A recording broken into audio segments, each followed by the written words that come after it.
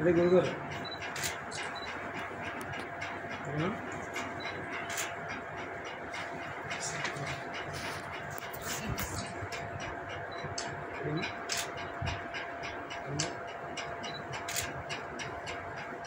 Sir okay.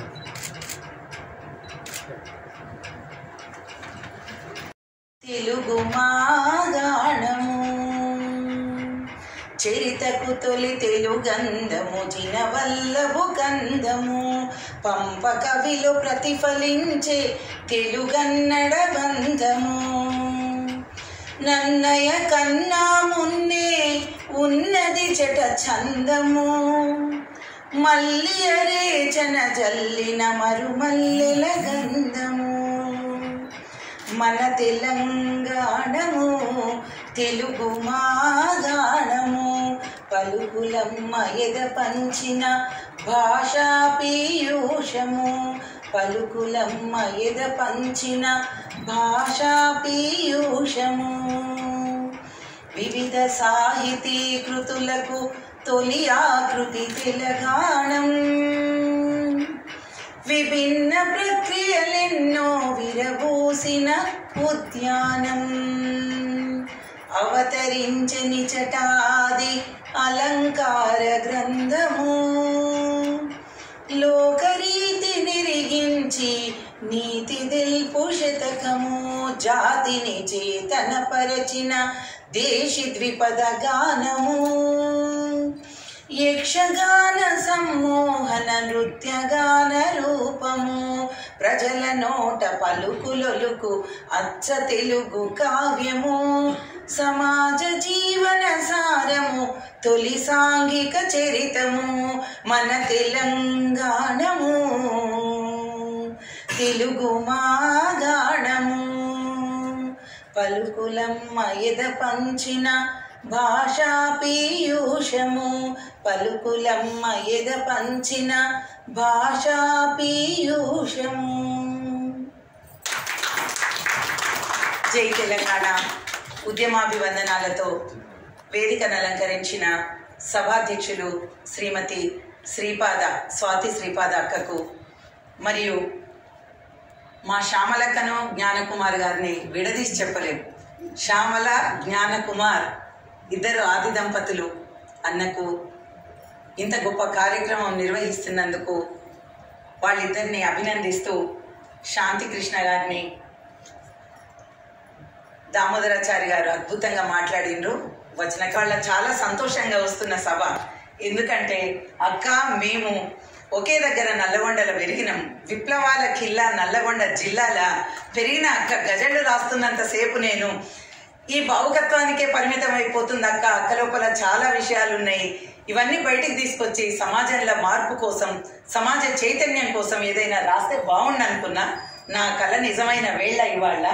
చాలా అద్భుతంగా రాసింది అక్క ఈ పుస్తకం. ఇంకొక విషయం ఏంటంటే ఇక్కడ ఈ పుస్తకాన్ని తూర్పు సింధూరాన్ని వాళ్ళ అమ్మగారైన కృష్ణకుమారి పెద్ద టీచర్ అంటారు నల్లగొండల గీతా విజ్ఞాన పాఠశాలల పెద్ద టీచర్ అంటే మన గడ్డం శ్యామలక్క వాళ్ళ అమ్మగారు గడ్డం కృష్ణకుమారి గారు.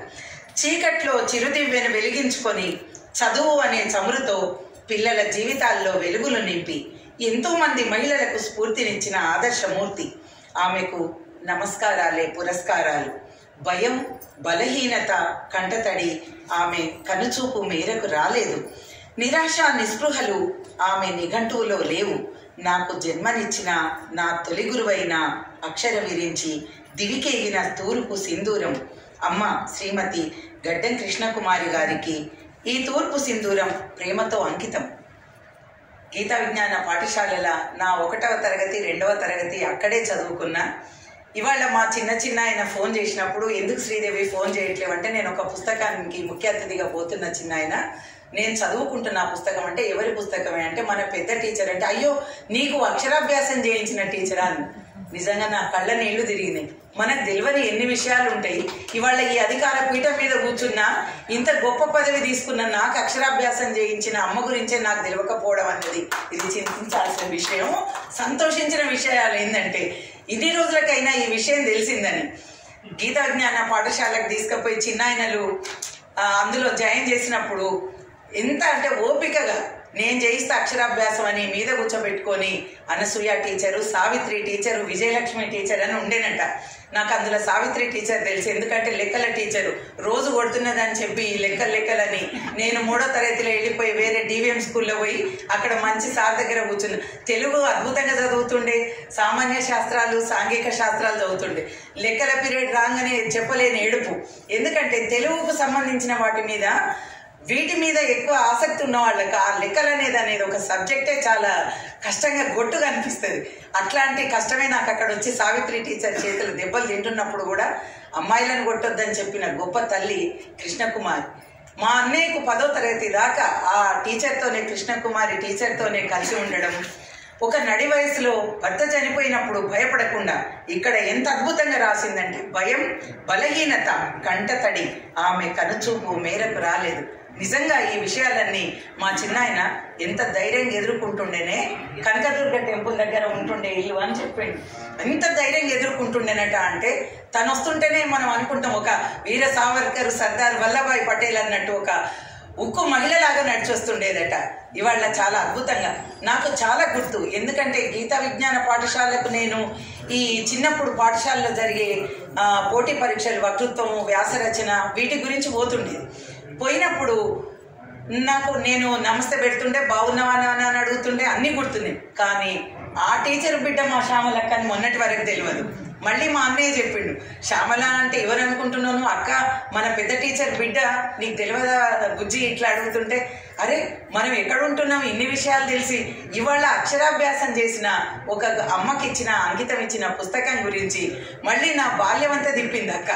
వాళ్ళ గురువులు ఎవరంటే కృష్ణవేణి టీచరు కష్టపడి మాకు బోధించిన పాఠాలతో, సబితా టీచరు, సత్యమ టీచర్ ఇంటి మధ్యనే నా ఇల్లు. వాళ్ళిద్దరు టీచర్లే, ఇప్పుడు అక్క వాళ్ళ టీచర్లు ఇద్దరు, సవిత టీచరు ఎత్తుగా, వాళ్ళు కూడా చూడడానికి ఎంత దర్పంగా ఉంటుండేనో ఆహార్యము.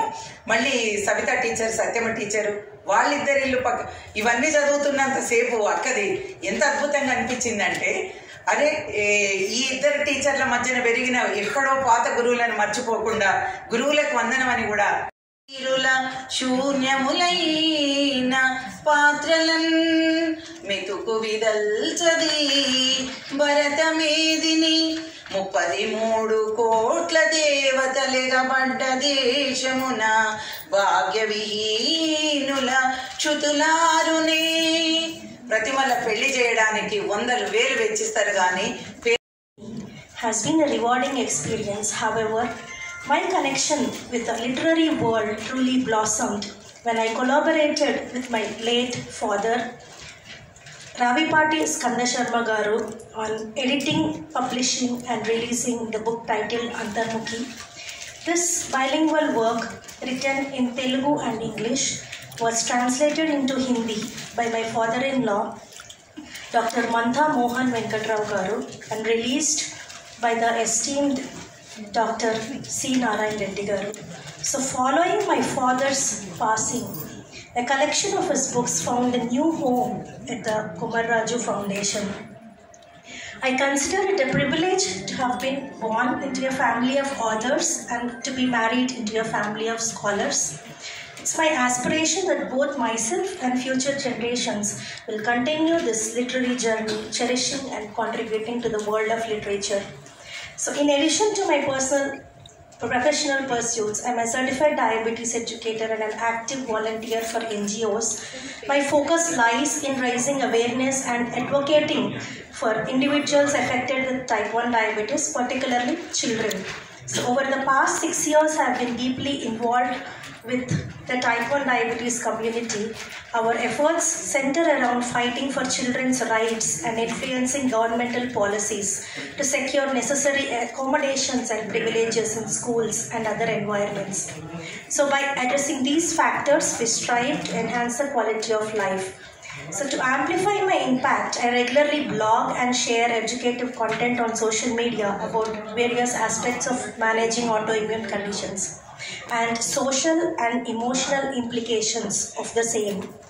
So through my writing and online presence, I have witnessed the power of the written word to positively influence and support numerous families grappling with health challenges. So I firmly believe in tremendous potential of a pen to effect a meaningful change. So I believe the author, Dr. Shyamala Gadam, needs no introduction. Her name resonates throughout the literary world, and her contributions to poetry have touched the hearts and minds of countless readers. Her dedication to the art form is commendable, and I applaud her tenacity in sharing her labor of love with the world and allowing us to see the world with new eyes. So the power of poetry lies in its ability to transcend boundaries and connect with the common readers on a profound level. From the whimsical verses that dance on the edge of imagination to the poignant lines that delve into the depths of human soul, each of her creations in the Verillion of the East will leave an indelible mark on our collective consciousness.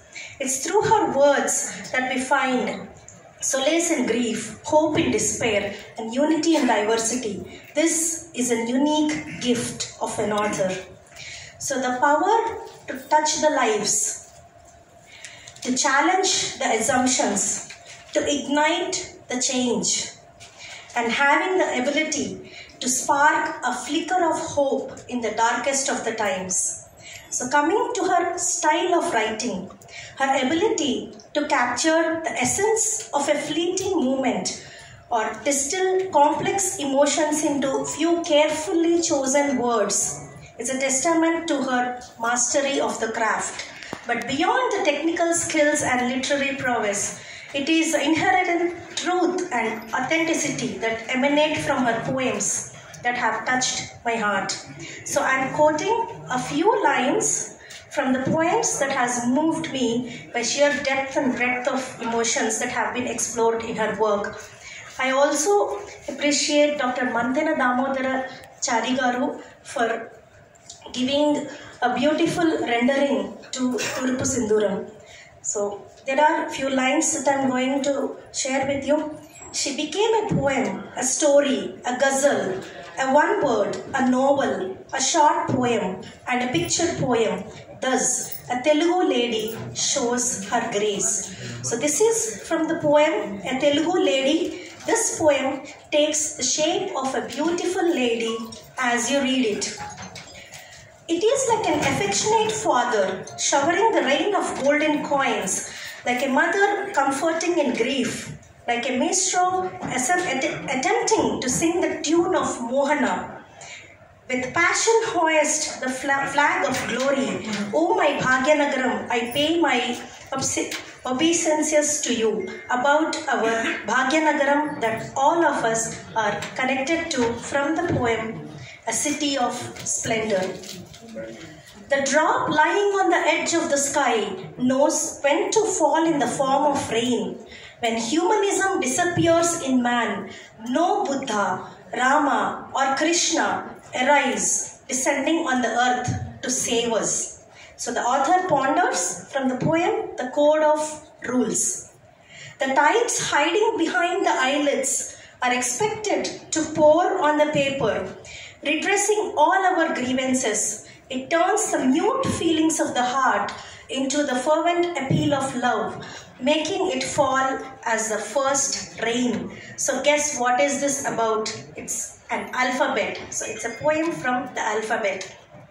So I make use of similes and metaphors, alliterations and hyperboles. Do you hear me when I read my poems with rare rapture? The author questions from the poem, the word goes overflowing. Hills break and turn into pieces. Forests surrender themselves to the fire. There is downpour from the sky, breaking the earth unexpectedly. So the author reflects from the poem why nature is furious. So you post our pictures in Facebook, penning poems of mercy for the post. You send parents to old age homes. You should build homes for us all.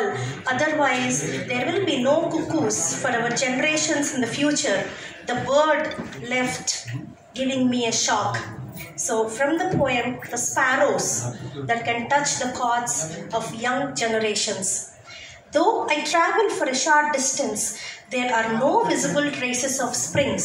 There is no other way left for me but to quench my thirst with tears. So this is a deep expression from the poem, How Long Should I Wait?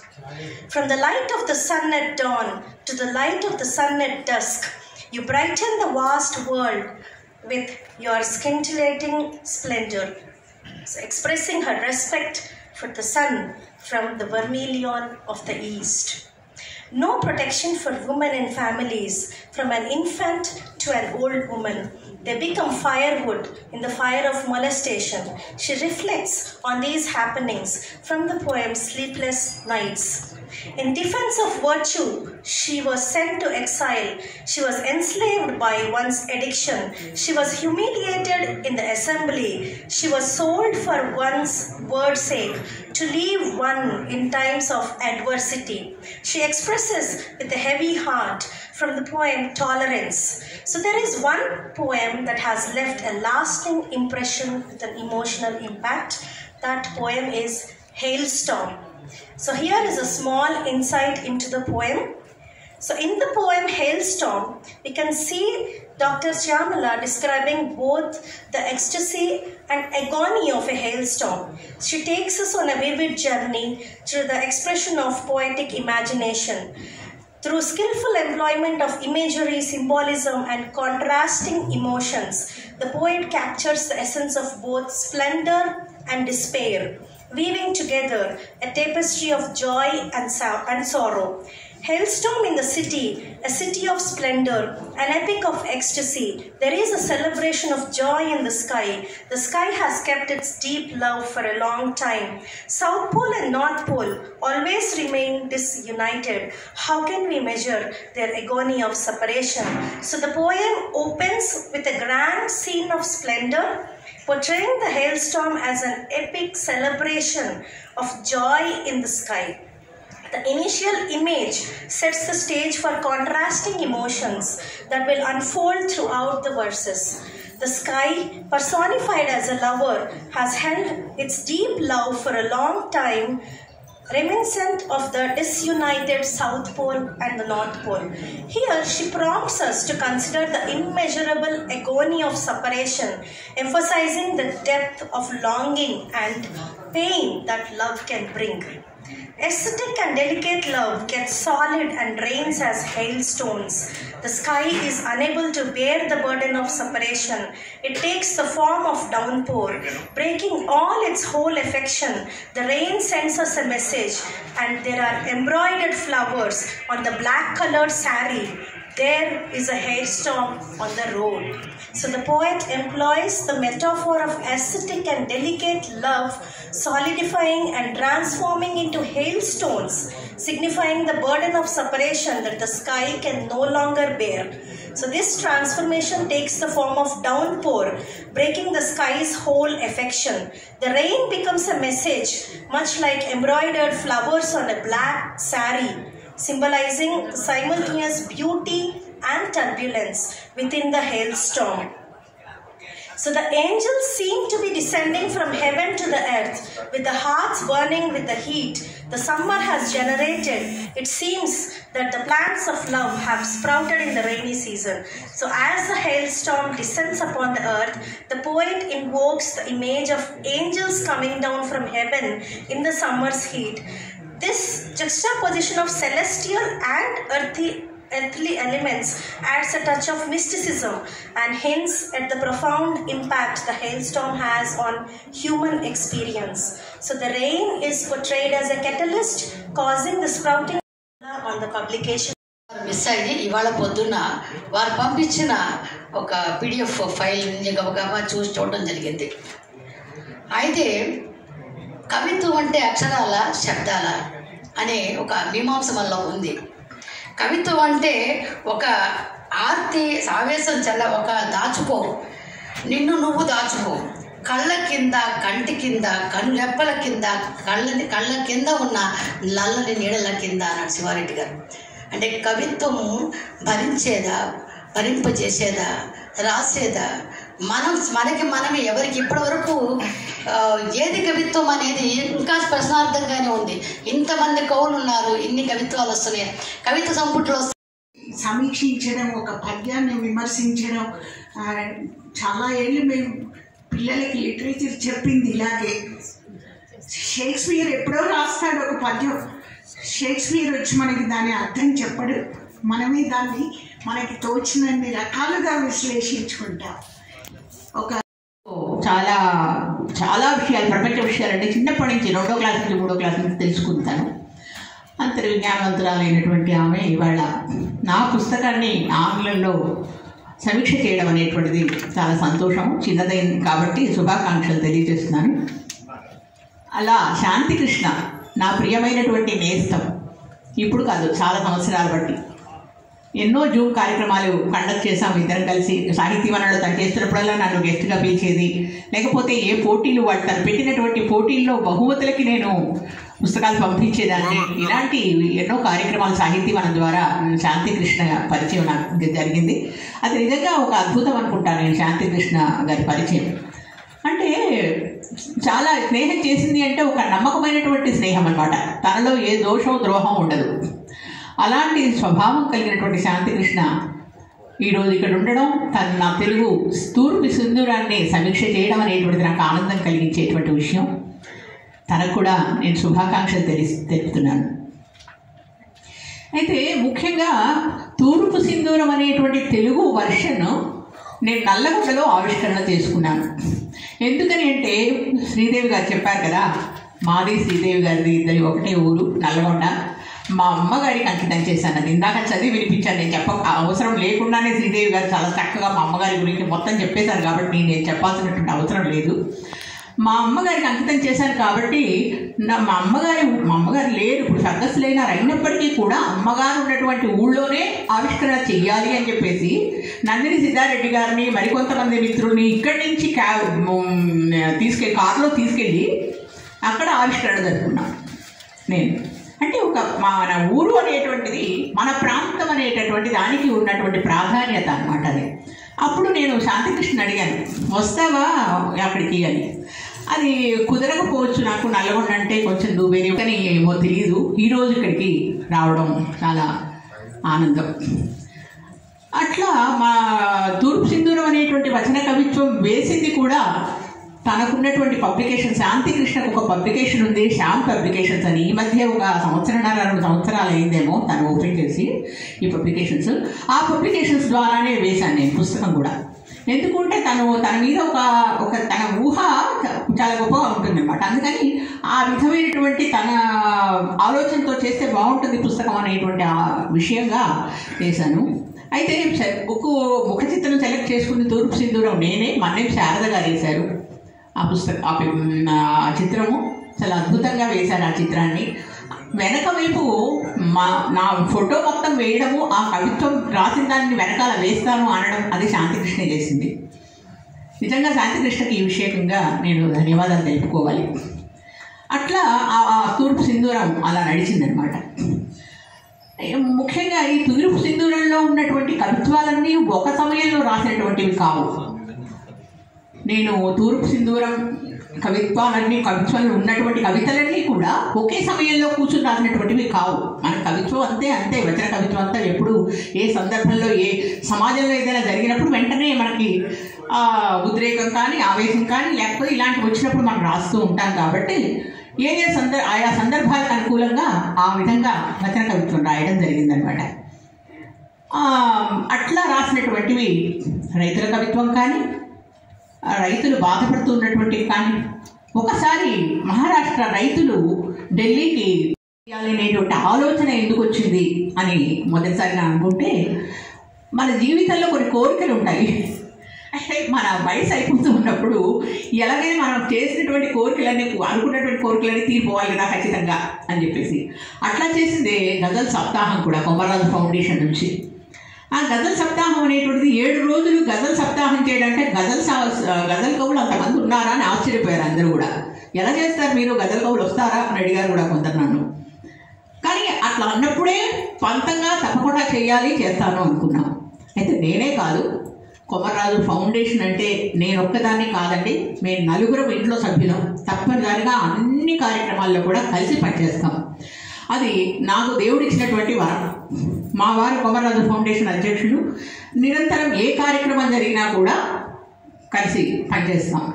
సాహిత్య కార్యక్రమాలు కానీ, సాంస్కృతిక కార్యక్రమాలు కానీ, కొన్ని నా ఇబ్బందుల వల్ల నేను వాళ్ళ కార్యక్రమాలకి, పాటల కార్యక్రమాలకు వెళ్ళకపోవచ్చు, కానీ సాహిత్య కార్యక్రమాలకు మాత్రం ప్రతి కార్యక్రమంలో కూడా వారు ఉంటారు.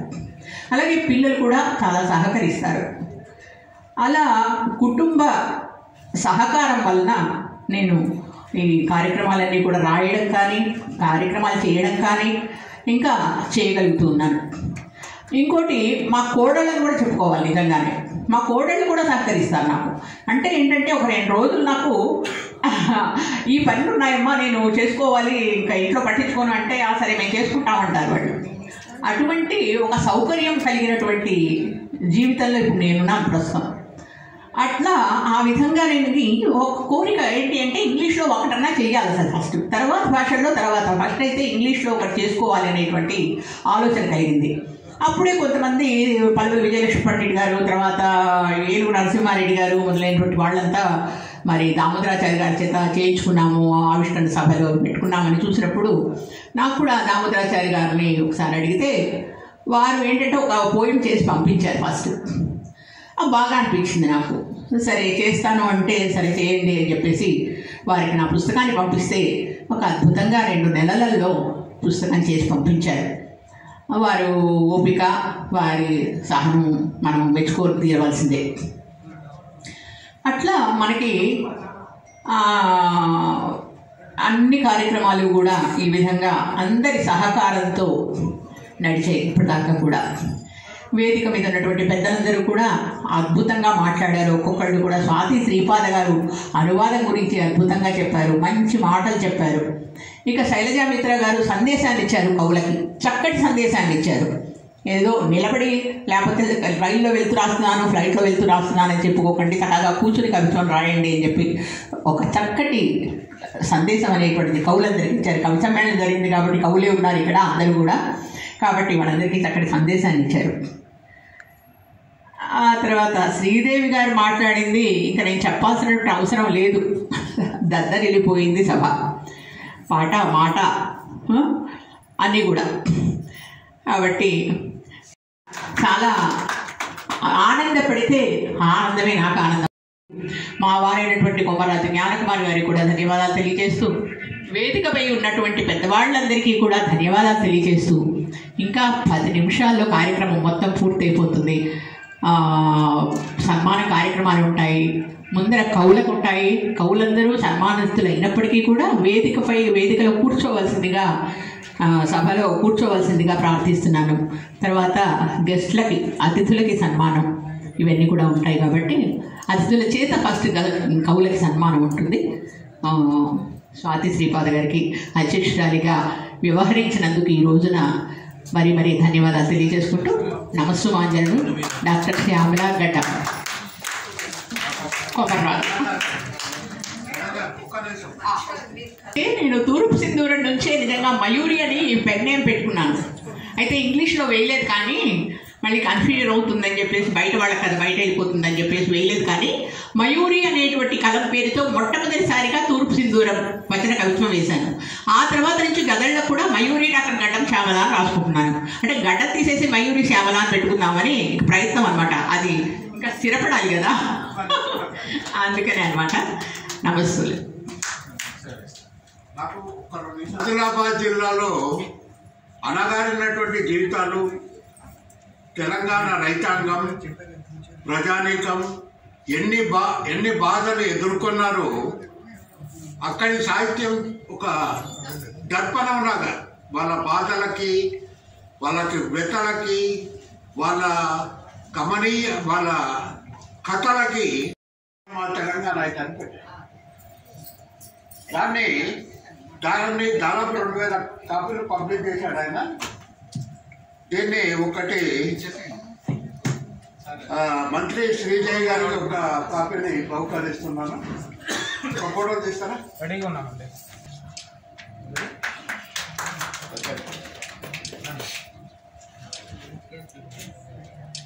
Thank you madam.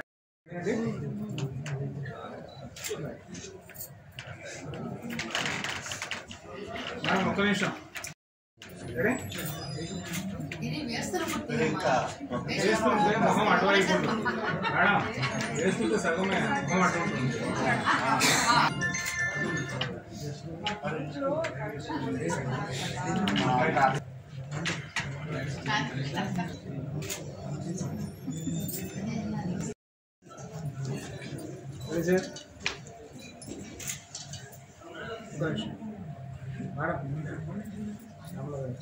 Srinivas Reddy గారు, రాజేంద్ర ప్రసాద్ గారు, జి రాజేంద్ర ప్రసాద్ గారు,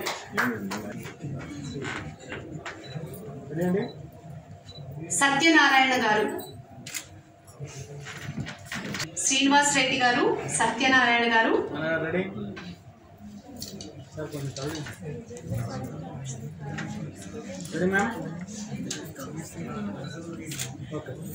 సత్య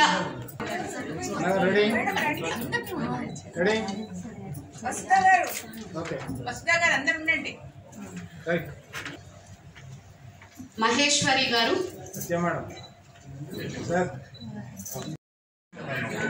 శైలజ గారు, శైలజామిత్ర గారు,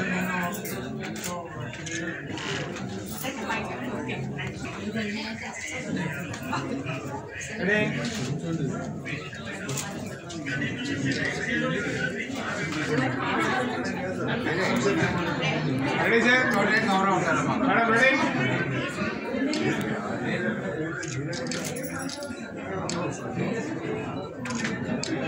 మేడం ఏమలో ఉన్నారు?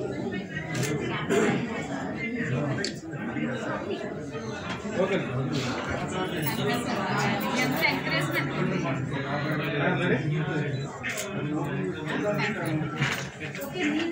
పోటీ వస్తున్నాయి.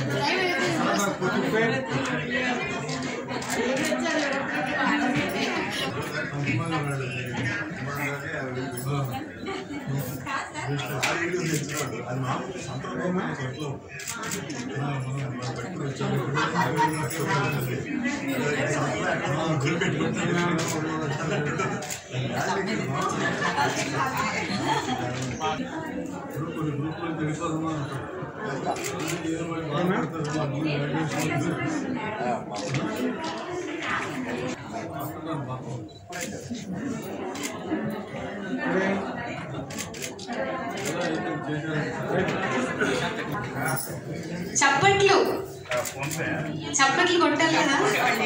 ఒక్క నిమిషం రెడీ. ఎవరున్నా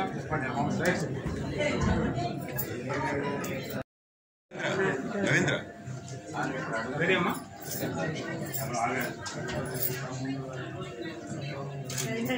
కొంచెం స్మైల్ చేయండి. మరియు కొమ్మరాజు ఫౌండేషన్ సంయుక్త ఆధ్వర్యంలో the vermilion of the east పుస్తకావిష్కరణ కార్యక్రమం ఆద్యంతం అద్భుతంగా సాగింది. రచయిత్రి డాక్టర్ గడ్డం